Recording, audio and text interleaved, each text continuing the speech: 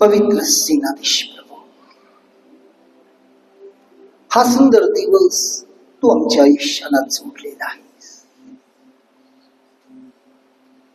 आणि या दिवसाची वेळ तू आम्हाकरिता ठरवलास आणि आम्हाला आपल्या जवळ येऊ दिलेला आहेस. म्हणून आम्ही तुला धन्यवाद धन्यवाद आणि धन्यवाद देतो. येशू देवा, आमच्या मुखातून तू तुझी स्तुती आराधना आणि भक्ती करून घेतलेला आहेस. म्हणून आम्ही तुला धन्यवाद देतो माझ्या देवा, धन्यवाद देतो. येशू देवा, तू तुझ्या पवित्र वाणी आणि वचनाद्वारे आम्हा प्रत्येकाशी तू बोल, कारण तुझी वचन आम्हा मानवाकरिता जीवन आणि आत्मा आहे. कारण तो सजीव आहे, सक्रिय आहे, दुधारी तलवारीपेक्षा तीक्ष्ण असून प्रत्येक मज्जातंतूला दुभागणारा, हाडांच्या आरपार जाणारा, सांध्याला दुभागणारा, मनाचं परीक्षण करणारा, विचाराचं परिवर्तन करणारा तो वचन आहे. तू बोल प्रभू, तू बोल. आज तू बोलत असताना ऐकणारे कान, समजणारी बुद्धिमत्ता दे. ते समजत असताना त्याप्रमाणे वागणं, चालणं, राहणं आणि त्या विश्वासामध्ये वाढून येशू देवा, या जगामध्ये तुझं साक्षी बनण्याकरिता तो अभिषेक आम्हाला जो दिलेला आहेस त्याचा अनेक पटीनं आमच्यामध्ये वाढ वाढ आणि वाढ होत जाते. यापुढील सर्व वेळ आम्ही तुझ्या हाती देतो. तू तुझ्या आत्म्याच्या सामर्थ्याने ते चालव. आमेन, आमेन आणि आमेन.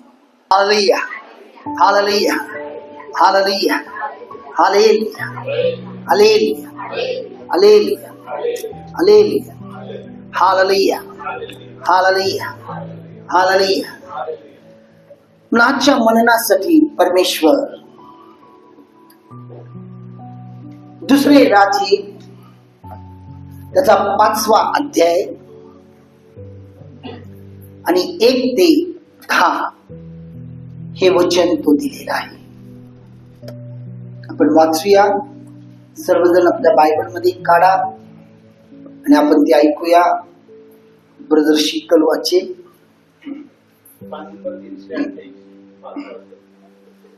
आरामाच्या राजाचा सेनापती नामान हा आपल्या धन्याच्या पदरी एक पूर्व प्रतिष्ठित मनुष्य होता, कारण त्याच्याद्वारे परमेश्वराने आरामास जय दिला होता. तो पराक्रमी वीर होता, पण कोडी होता. आरामी लोकांनी टोळ्या करून छापा घातला आणि इस्रायल देशातून एक लहान मुलगी कैद करून नेली. ती नामानाच्या स्त्रीच्या सेवेसाठी राहिली. ती आपल्या मालकिनीला म्हणाली, शोमरोनातल्या संदेशाशी माझ्या धन्याची गाठ पडली असती तर किती बरे होते. त्याने त्याचे खोड बरे केले असते. कोणी एकाने जाऊन आपल्या धन्याला सांगितले की ती इस्रायली मुलगी असे असे म्हणत आहे. आरामाच्या राजाने म्हटले, जा तर मग मी इस्रायलाच्या राजाला पत्र देतो. मग तो माणूस 10 ठिकाण चांदी, सोन्याची 6000 नाणी व 10 पोशाख घेऊन निघाला. त्याने इस्रायलच्या राजासाठी पत्र आणले. त्यात असा मजकूर होता की या पत्राच्या द्वारे आपल्याला कळवण्यात येते की नामान नावाच्या माझ्या सेवकाला मी आपल्याकडे पाठवले आहे. आपण त्याचे कोड बरे करावे. हे पत्र वाचून इस्रायलच्या राजाने आपली वस्त्रे फाडली. तो म्हणाला, त्या मनुष्याने कोड बरे करण्यासाठी माझ्याकडे हा माणूस पाठवला आहे. मरण व जीवन देणारा मी देव आहे काय? विचार करा. पहा, हा माझ्याशी भांडण करण्याचे काहीतरी निमित्त पाहत आहे. इस्रायलच्या राजाने आपली वस्त्रे फाडली. हे देवाचा माणूस अलिशा याने ऐकले. तेव्हा त्याने राजाला सांगून पाठवले, तू आपली वस्त्रे का फाडलीस? त्याने माझ्याकडे यावे, म्हणजे इस्रायलात संदेश का आहे हे त्याला कळेल. तेव्हा नामान घोड्या रथानिशी अलिशाच्या दारी जाऊन उभा राहिला. अलिशाने एका जासुदाच्या हाती त्याला सांगून पाठवले की जाऊन यार्देने 7 वेळा स्नान कर, म्हणजे तुझे शरीर पूर्वीसारखे होऊन तू शुद्ध होशील. देव आपल्या वचनाला सर्वजण देवाची मोठ्याने हालेलुया, हालेलुया, हालेलुया, हालेलुया. पण किती लोक गेल्या रविवारी साबतला होता? आम्ही भरपूर आहे. काही लोक आले नाही, त्याचा अर्थ असा आहे की ते दिवाळी जोरात साजरा करत आहेत. Hallelujah, hallelujah, hallelujah. गेल्या साबत मध्ये परमेश्वर देव खूप सुंदर गोष्टी आपल्या समोर आणलेला होता. पहिल्या आणि दुसऱ्या सत्रामध्ये. पहिल्या सत्रात तो काय आणलेला होता? मोठ्याने तो आपल्याला अंधारातून काढून प्रकाशाकडे आणला. आणि तो प्रकाश कोण आहे? येशू आहे. आणि दुसऱ्या सत्रात मोठ्याने बोला, मला ऐकू येऊ दे, तोंडात बोलू नका. हा, काय होत? हा, बरोबर. परमेश्वर तुमच्या जीवनातील प्रत्येक गरज ख्रिस्त येशूच्या ठाई काय करतो? पूर्ण करतो. Hallelujah, hallelujah, hallelujah, hallelujah, hallelujah. आणि आज परमेश्वर आपल्याला या वचनाद्वारे तो आपल्याशी बोलत आहे की हे पूर्ण वचन जेव्हा आपण वाचलो त्यावेळेला बायबल आपल्याला सांगते परमेश्वराचं कार्य करण्याची जी पद्धत आहे, परमेश्वराचं कार्य करण्याची जी पद्धत आहे अद्वितीय, काय आहे? अद्वितीय आणि आपल्या कल्पनेच्या पलीकडे आहे. आपल्या कल्पनेच्या पलीकडे आहे. जे कोणी विश्वासू आहेत, मी नेहमी तुम्हाला सांगतो, जे परमेश्वराचे विश्वासू आहेत, कारण अविश्वासाला हे काही तुम्हाला त्याचा अनुभव येणार नाही. जे परमेश्वराचे विश्वासू आहेत त्यांच्यासाठी जे परमेश्वराचं कार्य अद्वितीय आहे आणि आपल्या कल्पनेच्या पलीकडे आहे. आपण कल्पनाही करू शकत नाही हे असं होईल का, त्याच्या पलीकडे तो आपल्यासाठी कार्य करत असतो. Hallelujah, hallelujah, hallelujah, hallelujah.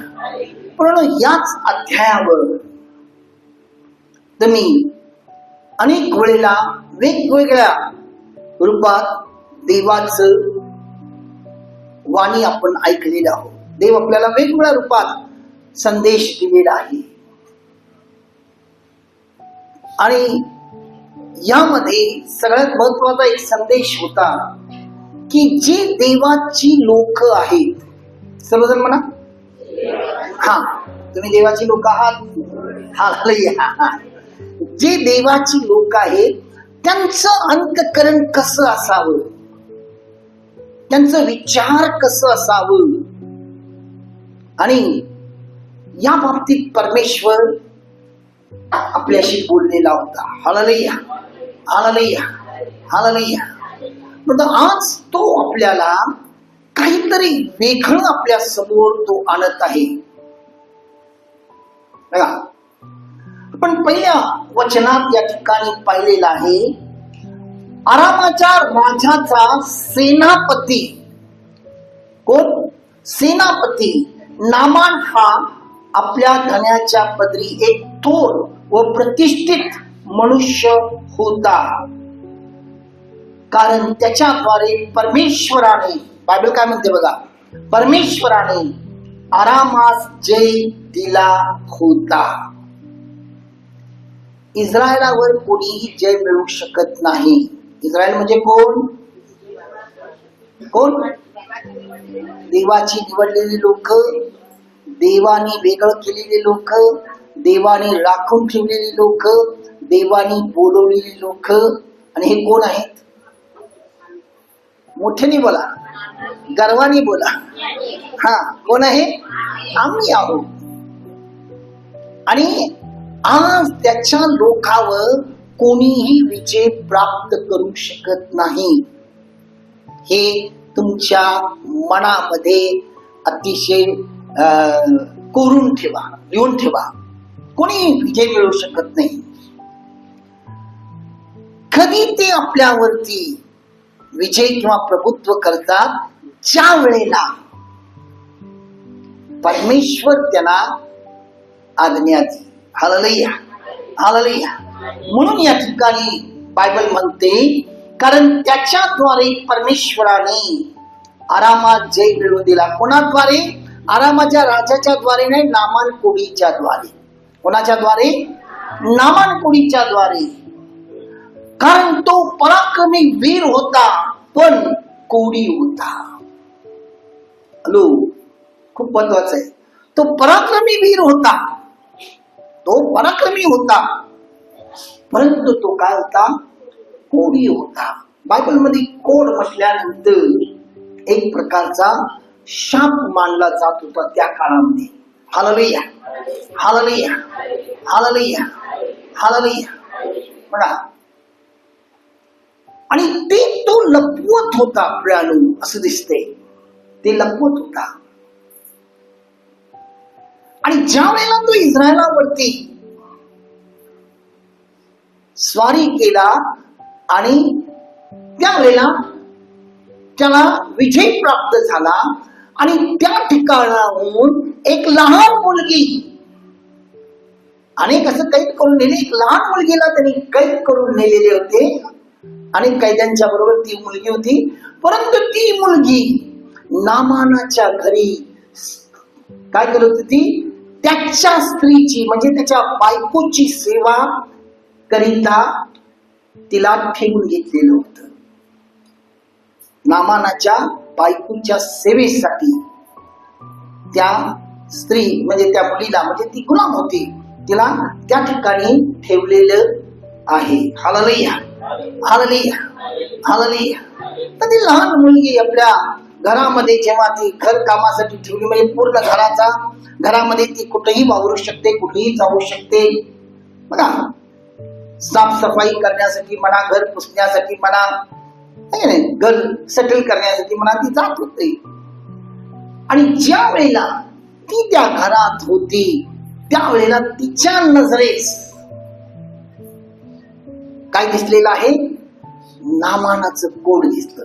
Naaman कपडे बिपडे बदलत असणार आहे, आणि अचानक तिची नजर त्या कोडवर पडलं. कारण कोड म्हटल्यानंतर खूप मोठं रोग मानला जात होता, आणि त्यांना गावामध्ये, समाजामध्ये, कुटुंबामध्ये राहण्याचा अजिबात परमिशन नव्हतं. त्यांना गावाच्या बाहेर कुवेत राहायचं. बघा, आणि ती कोड बघितल्यानंतर तुम्ही आणि मी असतो तर काय झालं असतं? त्या मुलीसारखं आपल्याला काही करून गेल्यानंतर देवाने बरोबर दाखवलं. बघा, आहे का नाही? असंच व्हायला पाहिजे, आहे का नाही? असं केलं असतं. पण तिचं हृदय कोणाचं आहे? देवाचं हृदय आहे. परमेश्वराचा आत्मा तिच्यामध्ये वास करत होता.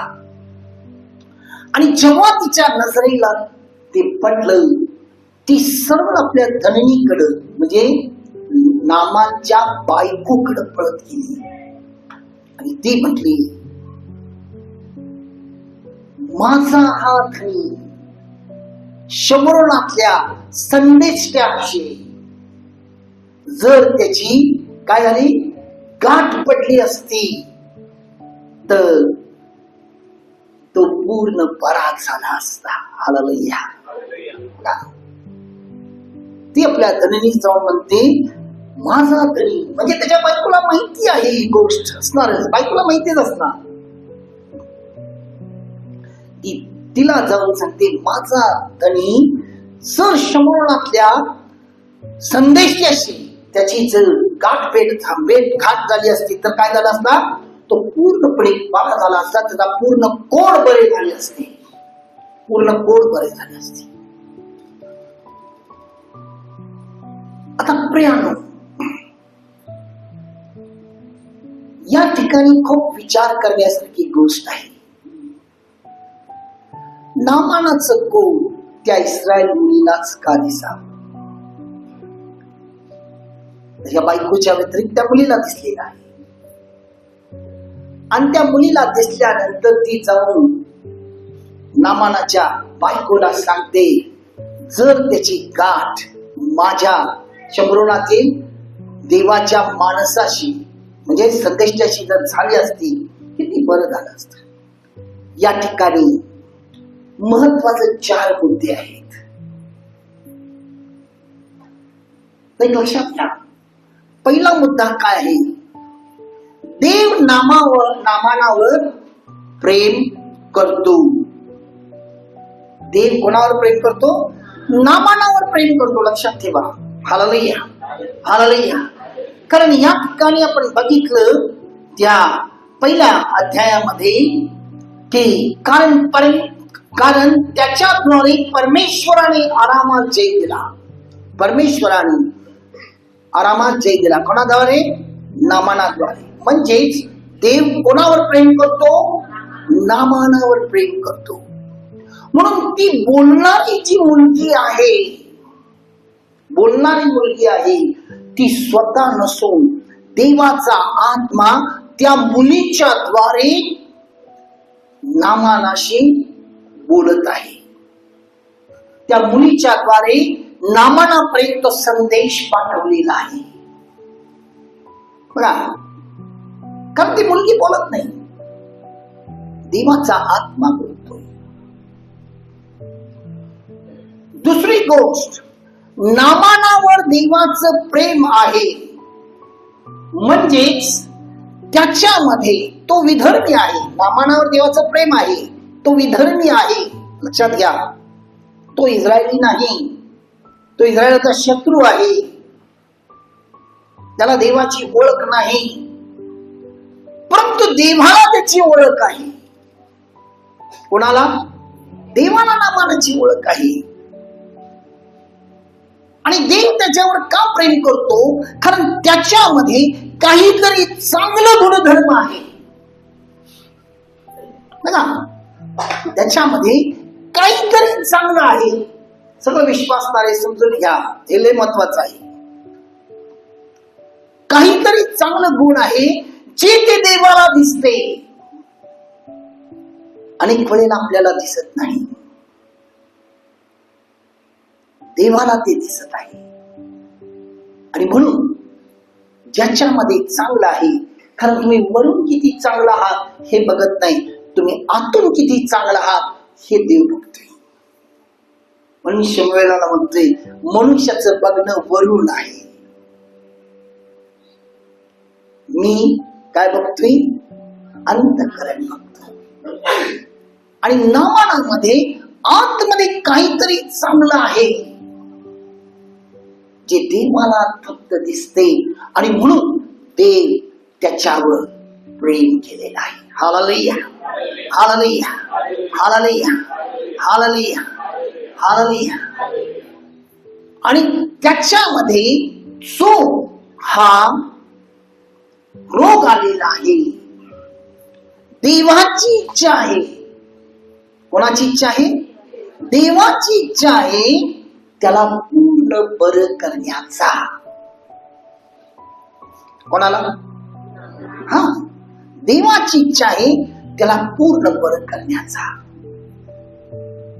बाकी कोणाची इच्छा नाही.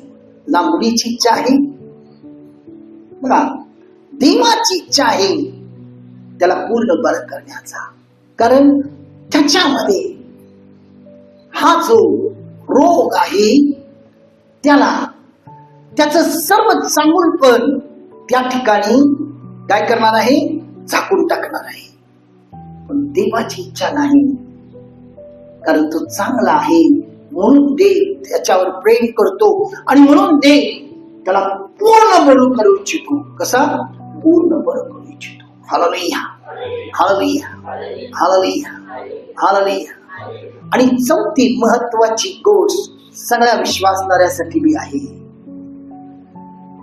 जेव्हा देवाची वाणी त्याच्यापर्यंत गेलेली आहे. बघा, त्या मुलीनं त्याच्या धनणीला सांगितली, ती त्याची धनणी, मुलीची धनणी म्हणजे नामानाची बायको, ती जेव्हा नामानापर्यंत येते त्यावेळेला नामान काय केलेलं आहे बघा, ते ऐकून तो अलिशाच्या दारात जाऊन उभा राहिलेला आहे. कुठं उभा राहिलेला आहे? अलिशाच्या दारात. कारण देवाची वाणी तो ऐकला आणि त्याच्या आज्ञेप्रमाणे तो त्या अलिशेच्या दारामध्ये जाऊन उभा आहे. तर या ठिकाणी थोडस कॉम्प्लिकेशन्स आहे. हेच प्रत्येक विश्वासणाऱ्यासाठी आहे. Hallelujah, hallelujah. तो दारात जाऊन उभा नक्की आहे आणि दारात गेल्यानंतर 10व्या वचनात आपण वाचतो, अलिशाने एका जासुदाच्या हाती त्या सांगून पाठवले की जाऊन यार्दने 7 वेळा स्नान कर, म्हणजे तुझे शरीर पूर्वीसारखे होऊन तू शुद्ध होशील. Hallelujah, hallelujah, hallelujah, hallelujah. बघा, तर त्या ठिकाणी गेल्यानंतर अलिशा देवाचा जो सेवक आहे, आता या ठिकाणी मी जरास वेगळ्या पद्धतीने तुमच्या समोर मांडतो. देवाचा खरा जो सेवक आहे, हालेलुया, हालेलुया, हालेलुया. देवाचा खरा जो सेवक आहे तो स्वतः बाहेर येत नाही. कारण का? सेनापती आलेला आहे माझ्या. त्यावेळेला देवाचे सेवक आमच्यासारखे पंगत राहत होते, झोपडीमध्ये राहत होते आणि ते देखील कुठं? डोंगरामध्ये. बघा, आणि तो आत आहे आणि इतका मोठा व्यक्ती तो आलेला आहे म्हणून तो सेवक बाहेर पळत येत नाही. कारण आत्ताच त्यानं इस्रायलवर स्वारी करून इस्रायलच्या लोकांना गुलाम करून नेलेला आहे. नाही, तर तो आतच आहे. त्याच्या एका जासूचा डाळ आहे, म्हणजे त्याचा जो काही सेवक आहे त्याच्याद्वारे त्याला निरोप पाठवतो. आणि हा निरोप जे आहे प्रियानो, हा निरोप तो आपल्या मनाचा नाही, देवाकडून आलेला जो संदेश आहे तो संदेश त्या सेवकाद्वारे नामानाकडे पाठवलेला आहे. आता या ठिकाणी जर बघितलं आपण 11 आणि 12 या वचनामध्ये बघा, विश्वासणाऱ्यासाठी विशेष आहे. हालेलुया. हे ऐकून नामान रागावून चालता झाला. नामान काय झाला? रागावून चालता झाला. तो म्हणाला, पहा, मला वाटले होते तो स्वतः माझ्याकडे बाहेर येईल, तो स्वतः माझ्याकडे बाहेर येईल आणि उभा राहून आपला देव परमेश्वर याचे नाम घेईल व रोगाच्या ठिकाणी हात फिरवून माझे कोड बरे करेल. अनेक विश्वासणाऱ्यासाठी म्हणतो, अनेकांना हा राग आहे माझ्याबद्दल. हालेलुया, हालेलुया, आहे का नाही? बघा, देवाची आज्ञा आली आणि सेवकाद्वारे त्याने त्याला निरोप पाठवला. परंतु हे ऐकल्यानंतर हा सेनापती त्यानं काय आणलेला आहे? सोनं आणलेलं आहे, चांदी आणलेला आहे आणि अगदी हे काय म्हणतात, आपल्या भारतामध्ये आपण म्हणतो ना, या दिवसात साडी बिडी घ्यायला जातात बघा, जरीच साडी, शाळू, आहे का नाही? आणि काय कांजीवरम सिल्क, आहे का नाही? ही जी काही महागडं, एकदम महागडं आहे, त्याची किंमत 15,000, 20,000, आहे का नाही, लाखापर्यंत असते. असले पोशाख तो आणलेला आहे आणि एवढं सगळं घेऊन आला. हे सगळं तर जाणार, पण देवाच्या माणसाला त्याची गरज नाही, कारण देणारा वरून येतो, देतच असतो. नको म्हटलं तरी पण देत असतो. Hallelujah, hallelujah, hallelujah, hallelujah. बघा, आणि तो देवाचा निरोप त्याला पाठवतो. आणि त्याला वाटलं मी इतकं सगळं घेऊन आलो म्हणजे तो पळत येईल, मी सेनापती आहे. हा त्याच्यामध्ये असलेला अहंकार होता, आणि अहंकार क्रोधामध्ये बदलते. आणि म्हणून 12व्या वचनात तो काय म्हणते बघा, दिमिश्कातल्या नद्या अभाना व पर्पर या इस्रायलाच्या सर्व जलाच्या पेक्षा उत्तम नाहीत काय? त्यात स्नान करून मला शुद्ध होता या वयाचे नाही काय? असे म्हणून तो क्रोधाविष्ट होऊन निघून गेला. Hallelujah, hallelujah, hallelujah, hallelujah. बघा, तर या ठिकाणी आपल्याला खूप स्पष्ट बायबल सांगते, देवाचं प्रेम आहे त्याचा रोग पूर्ण बरा करायचा. आणि या ठिकाणी देव त्या व्यक्तीच्या जीवनामध्ये ही जाणीव करून देत आहे, तुझा क्रोध, तुझा अहंकार देवाचा आशीर्वाद स्वीकारण्यासाठी नाकारतो.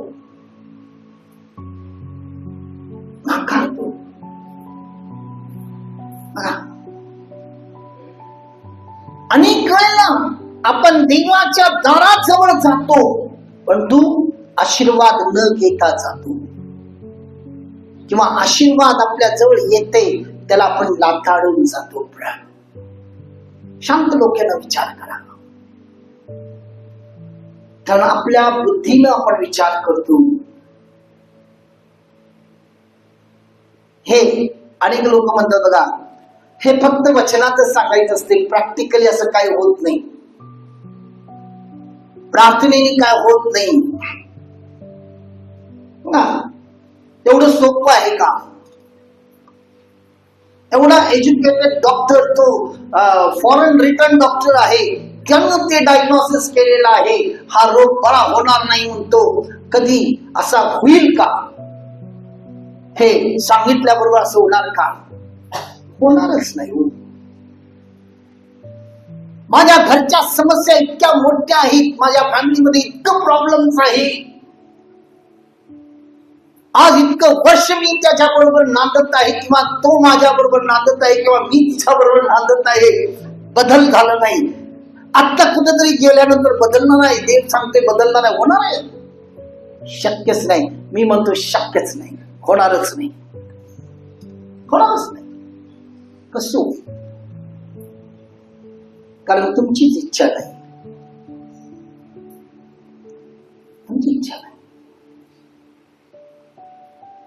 पण देवाची इच्छा आहे, परंतु तुमची इच्छा नाही ती स्वीकारण्याची. कारण तुमचा अहंकार, तुमचा क्रोध हे तुम्हाला त्याच्या आशीर्वादाला स्वीकारण्यासाठी काय करते? लांब करतो. लक्षात ठेवा.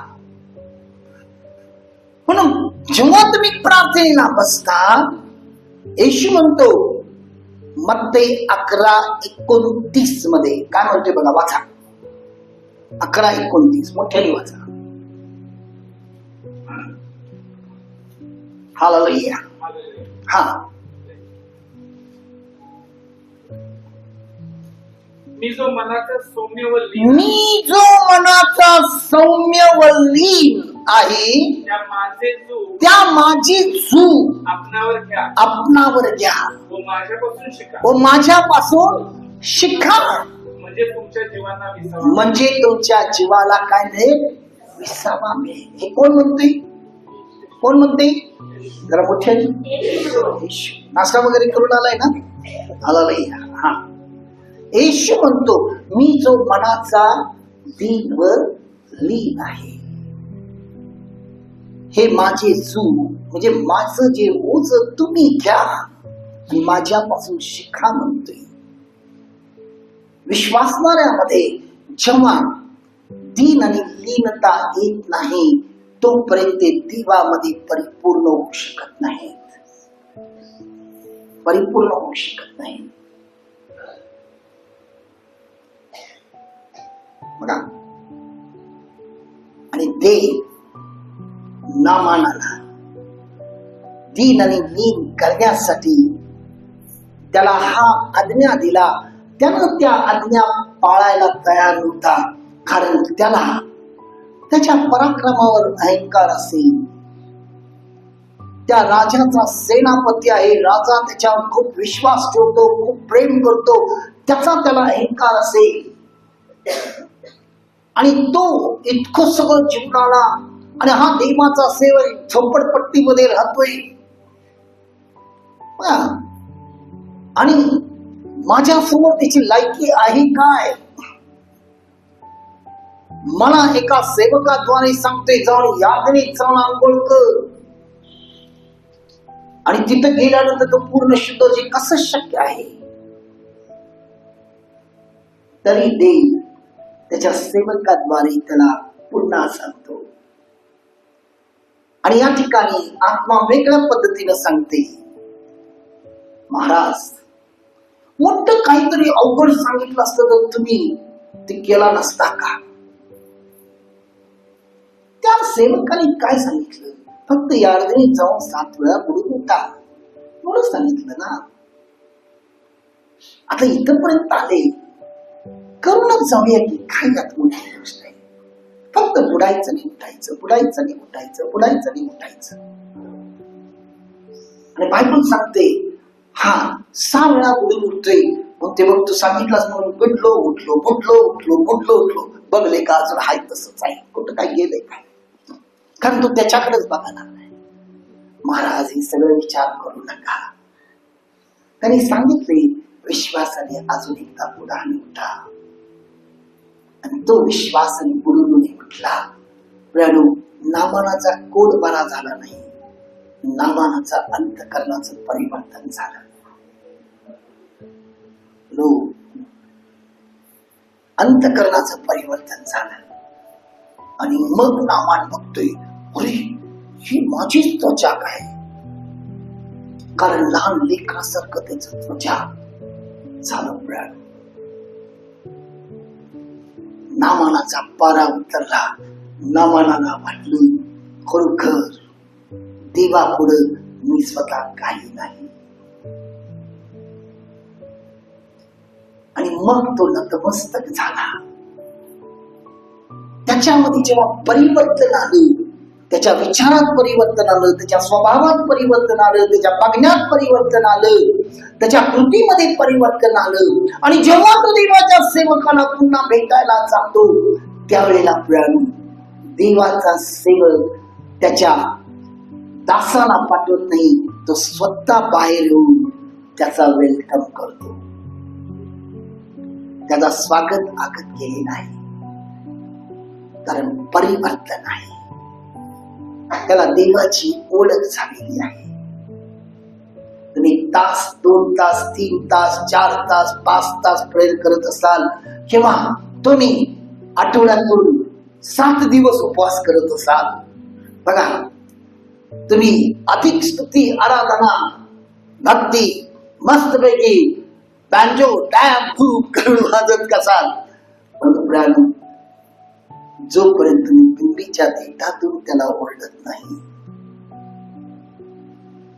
अंतःकरणातून ओरडत नाही, 1 मिनिटाची प्रार्थना असू दे, तुम्ही त्याला तुमच्या समोर पहा. आणि नामान बदलला. लक्षात ठेवा, माझं प्रॉब्लेम, माझं प्रॉब्लेम, माझं प्रॉब्लेम, माझं प्रॉब्लेम, माझं दुखणं, माझं दुखणं, माझं दुखणं, माझी गरिबी, माझी गरिबी, माझी ही परिस्थिती, माझं शत्रू, हे सर्व सोडा.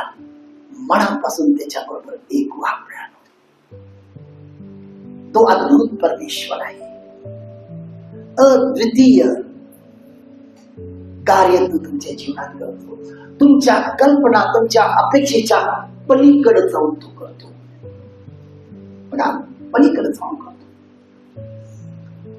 जर तुम्ही त्याच अध्यायामध्ये त्याच पुस्तकामध्ये जर तुम्ही 6व्या अध्यायामध्ये जर बघितला, पाण्यात पडलेला जो कुऱ्हाडी पाण्यात पडलेला आहे त्याला तो कसा बाहेर काढतो, अगदी चमत्कारिकरित्या बाहेर काढलेला आहे.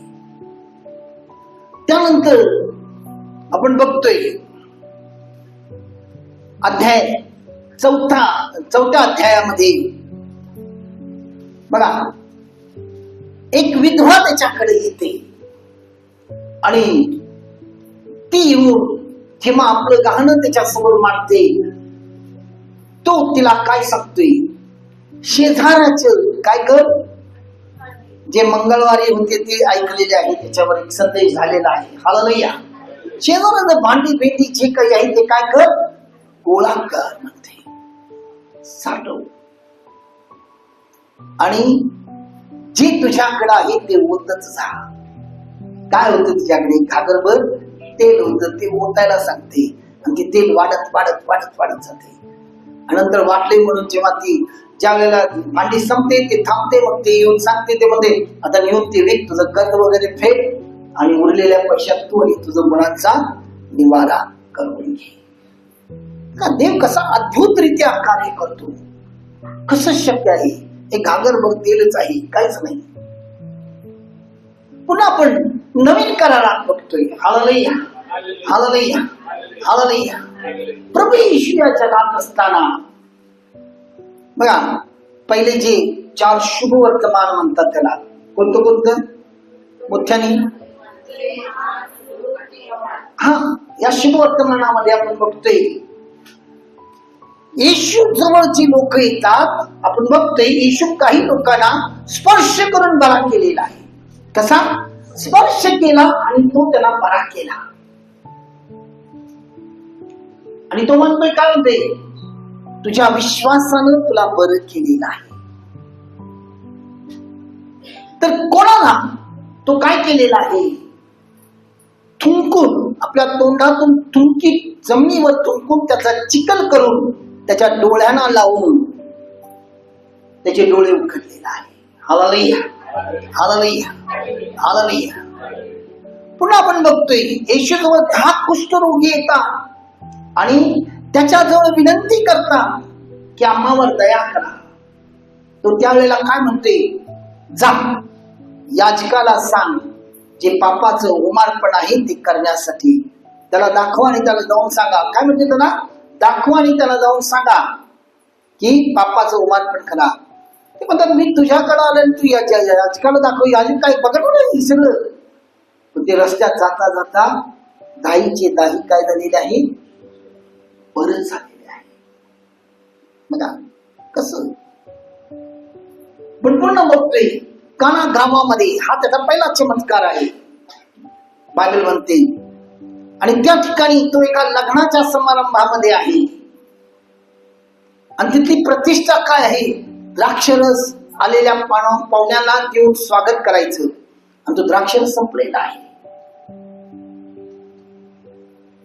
आणि त्यावेळेला तो तिथल्या जे चाकर आहे, कामगार, त्यांना म्हणतो, रांजण पाण्याने भरा.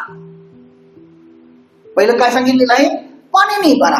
आणि नंतर तो काय म्हणतो, त्याला त्या रांजणात पाणी भरलेलं जे आहे त्याला म्हणते ते काढा आणि कोणाकडे न्या, भोजन कारभाऱ्याकडे न्या. आणि आपण बघतोय त्या पाण्याचा काय झालेला आहे, द्राक्षरस, आणि उत्तम द्राक्षरस झालेला आहे. फक्त द्राक्षरस का, उत्तम द्राक्षरस. अशा प्रकारे परमेश्वर विश्वासणाऱ्याच्या जीवनात अद्भुतरित्या कल्पनेच्या पलीकडे अद्वितीय चिन्ह आणि चमत्कार करत असतो. आपल्याला वाटते कसं शक्य आहे, शक्यच नाही. पण प्रियानो, जे जगाला अशक्य आहे ते सर्व देवाला शक्य आहे, शक्य आहे. तुमच्यामध्ये फक्त धीर असणं गरजेचं आहे. आपल्यामध्ये एक चालू युगातलं तुमच्या समोर साक्ष मांडतो. अनेक साक्ष तुम्ही ऐकलेला आहात. चालू युगात एक साक्ष आपल्यामध्ये कामत आहेत. कामत हात बघा.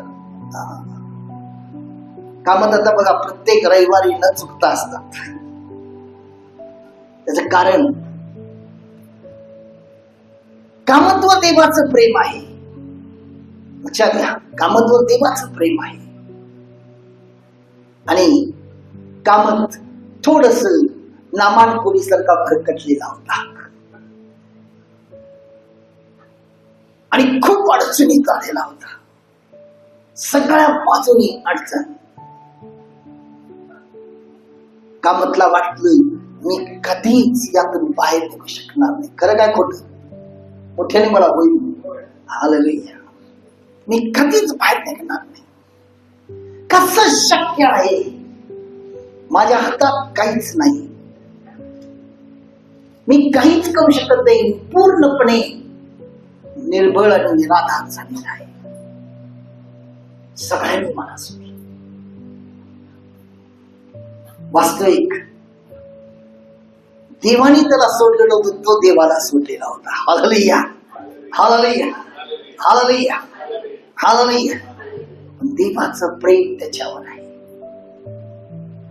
मग देवाने पुन्हा त्याला उघड्या पुत्राचा तो बळवून त्याच्याजवळ घेतला. आणि प्रियानो, जे अशक्य आहे देवाने त्याच्या जीवनामध्ये सर्व काही शक्य केलं अद्भुतरित्या. होय का नाही विचारा त्यालाच. ते काय काय आहे मी सांगत नाही, फक्त होय का नाही एवढं सांगा. आणि स्वतः का म्हणतो मी कधीच देवाला सोडणार नाही, याच्या पुढे मी कधीच जाणार नाही. हालेलुया. प्रियानो, अशक्य होत. त्याच्यासमोर एकच विचार होता, कसं जगायचं, त्याच्यापेक्षा जीवन संपवलेलं बरं आहे. हा विचार आलेला होता. त्याला म्हटलं देवाने इतकं सुंदर जीवन दिलेले का कशाला मरायचा विचार करतेस? कारण प्रियानो, देवाला अशक्य असं कोणतीच गोष्ट नाही. देव आपल्या जीवनात नेहमी कार्य करतो, परंतु आपणच ते आठवत नाही. अजून एक उदाहरण देतो तुम्हाला.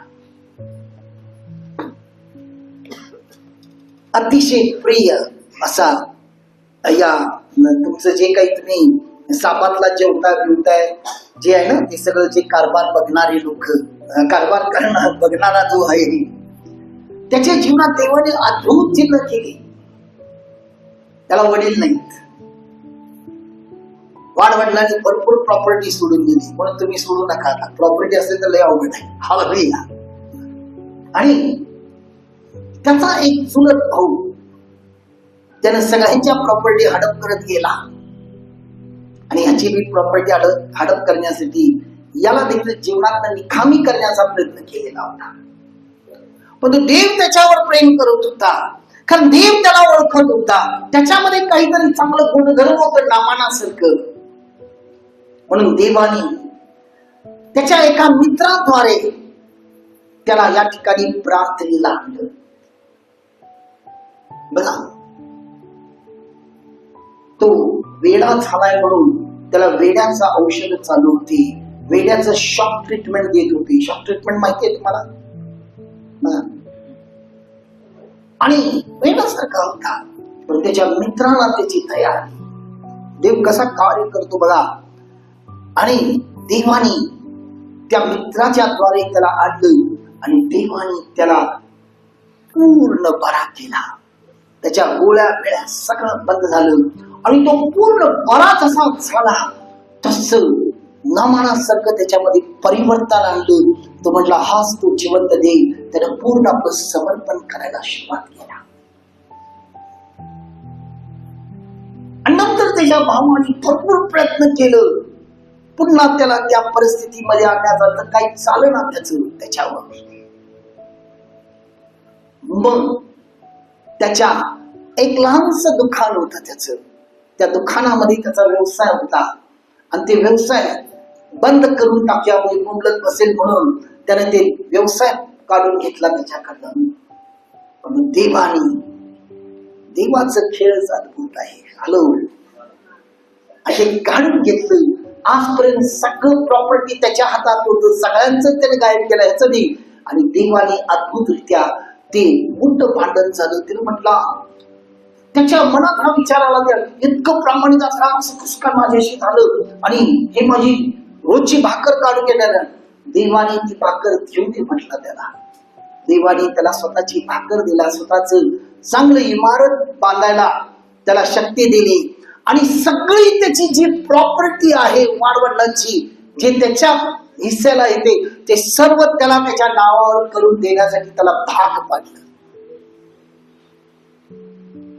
बघा, कारण असं तो वातावरण निर्माण झालं.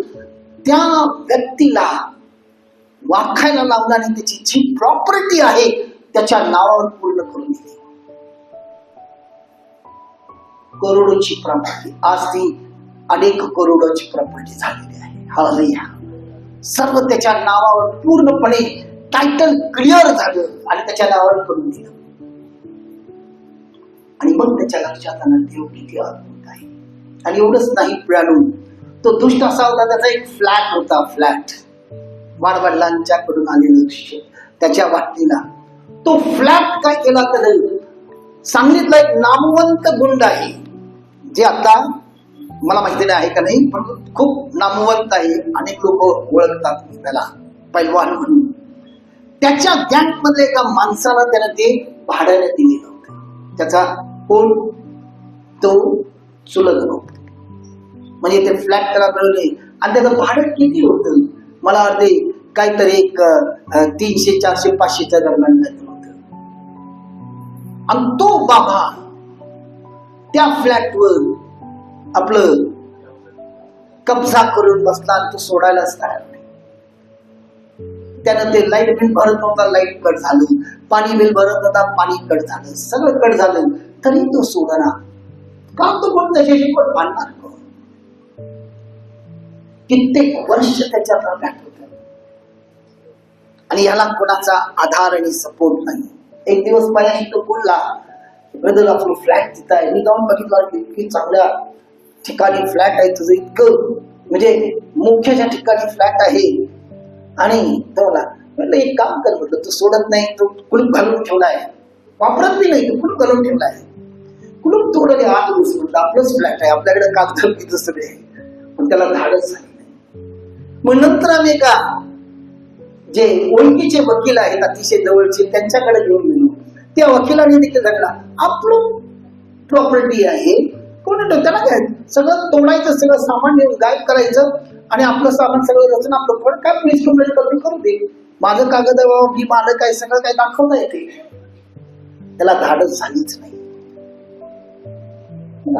त्यानंतर त्याच्या सासऱ्याने त्याला कोणत्या तरी वकिलाकडे नेलं. तो वकील देखील तेच सांगितला, कायदेशीर गेलास तुला मिळणं अवघड आहे, असं केलंच तर नाही. मिळालं तो फक्त प्रार्थना करत होता.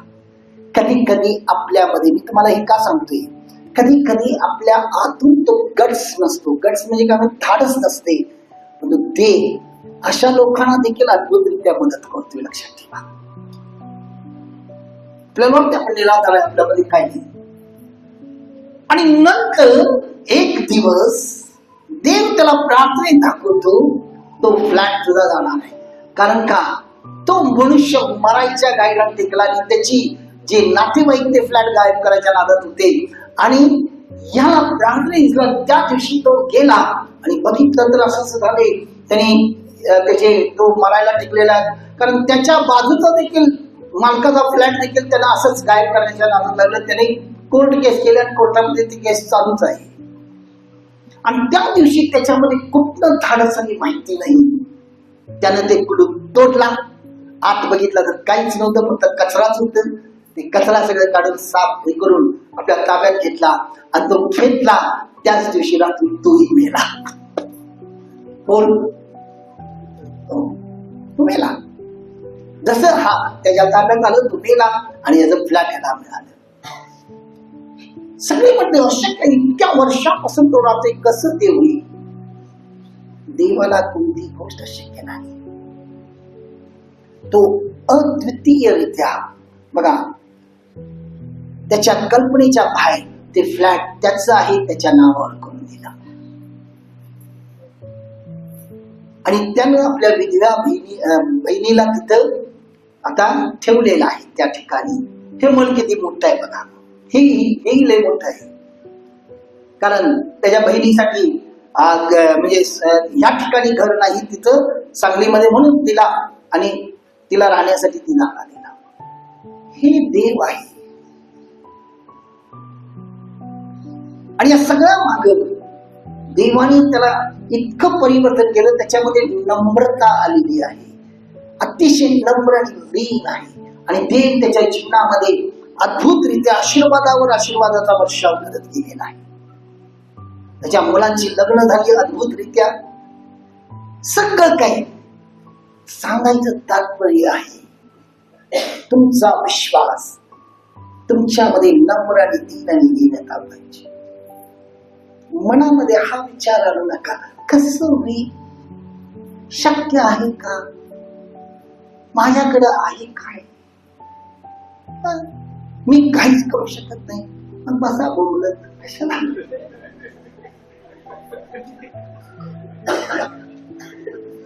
Hallelujah, hallelujah. मी चुकीचं बोलतोय का? मी कधी बोलतच नाही चुकीचं. हालेलुया. आपला देव काय महान परमेश्वर आहे, जिवंत परमेश्वर आहे. म्हणून गेल्या वेळेला काय म्हणा, एपिस्कराच्या पत्रात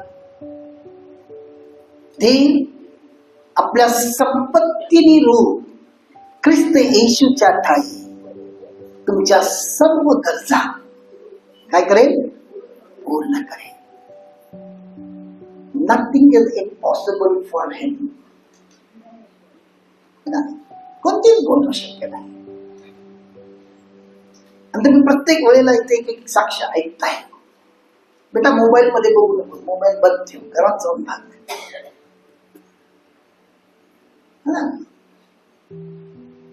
देवाला कोणती गोष्ट शक्य नाही. काही मुलं माझ्याकडे म्हणतात, ब्रदर आता ते नर्सिंग करायला इंग्लिश मध्ये आहे, अवघड आहे. आणि त्यामध्ये एक विषय कोणता तरी आहे, काय तर म्हणतात ते बॉन्ड, काय मोठाली काय त्याला अॅथॉटॉमी लय अवघड आहे. कुठला अवघड आहे का, माणसानेच केलेलं आहे. सगळं देवाला विश्वास अभ्यास कर, आपोआप सोपं होऊन जाते. सोपं होऊन जाते. देवाला कोणती गोष्ट शक्य नाही. या ठिकाणी आमची एक लहान मुलगी आहे बघा, त्या कोपऱ्यात बसली. प्रीती हात वरती बघेल, प्रीती तूच, हा ती सीए तुम्हाला वाटतं का ते सीए आहे, एवढं आहे, डोकं एवढंच आहे. सीए नेहमी रडायची, मला होईना, तर मला लई त्रास देते. मी त्याला म्हटलं काय त्रास देते, काय होत नाही. माझा अभ्यास झाला नाही, ती काम करते आणि प्लस तिचं एज्युकेशन पूर्ण करते. आणि आता ती पूर्ण सीए झाली, पास झाल्या, मी पास झालो. आणि आता बघा नेहमी तिचं दात दाखवत असते. हा परमेश्वर आहे. हॅलो, हा परमेश्वर आहे. जे तुम्हाला अशक्य आहे आणि तो जो तुमच्या बरोबर आहे, सर्व काही तुमच्यासाठी शक्य करेल.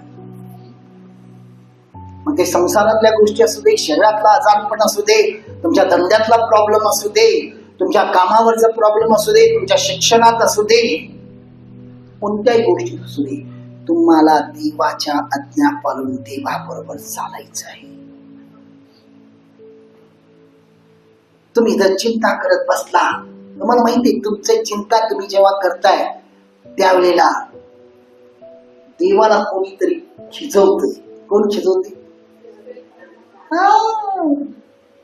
सैतान म्हणते, बघ तुझी लोक तू म्हणतेस ना ते इतके विश्वासू आहेत, बघ कसं तोंड पडले. बघ कोण पाडले माहिती, मी पाडले त्याचं तोंड. मग देवाला असं करायला लागते. तुमची इच्छा आहे तुमचं देवास तोंडाचं पडावं, कारण प्रियानो, चिंता करणारे कधी देवाची होऊ शकत नाहीत.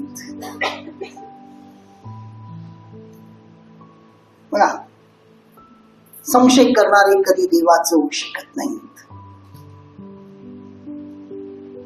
का? कारण तुम्ही तुमच्या देवाचा अपमान करत आहात, त्याला खिचवत आहात, आणि खिजवण्यासाठी तुम्ही त्या विरुद्ध पार्टीशी हात मिळवत आहात.